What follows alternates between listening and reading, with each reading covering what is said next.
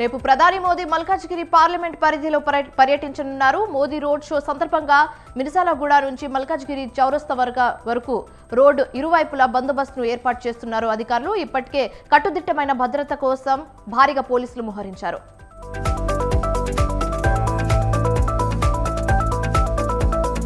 తెలంగాణ ఉద్యమంలో Jagtial JAC co convener గా క్రియాశీల పాత్ర పోషించి ఉద్యమానికి నాయకత్వం వహించిన ఎనమనేని శ్రీనివాసరావు ఆవేదన వ్యక్తం చేశారు.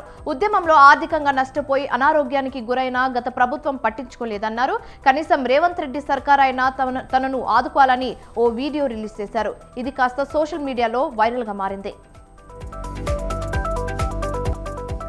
ప్రచార రథాలకు ప్రత్యేక పూజలు నిర్వహించారు. టీడీపీ ఎమ్మెల్సీ కంచర్ల శ్రీకాంత్ చిత్తూరు జిల్లా కుప్పంలో ఎన్నికల ఎల్ఈడి ప్రచార రథాలను జెండా ఊపి ప్రారంభించారు. గ్రామీణ ప్రాంతాల్లో ప్రజలకు రాష్ట్ర అభివృద్ధి ప్రయోజనాలను ఎల్ఈడి ప్రచార రథాల ద్వారా అవగాహన కల్పిస్తామన్నారు. ఈ దఫా ఎన్నికల్లో మెజారిటీ సాధించడమే లక్ష్యంగా ప్రచారం సాగిస్తున్నామన్నారు.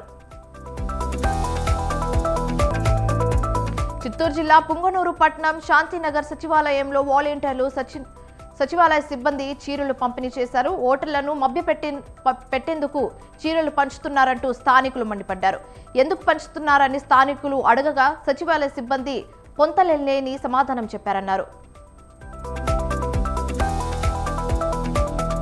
యాదగిరిగుట్ట శ్రీ లక్ష్మీ నరసింహస్వామి దర్శనం కోసం వచ్చే వీఐపీలను ఆశీర్వదించే సమయంలో కూర్చోబెట్టేందుకు 10 కొత్త పీఠలను అధికారులు కొనుగోలు చేశారు.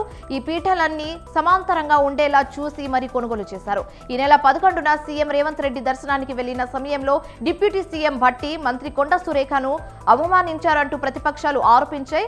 అయితే దీంతో అప్రమత్తమైన ఆలయ అధికారులు ఒకే ఎత్తులో ఉండే 10 కొత్త పీఠాలను కొనుగోలు చేశారు.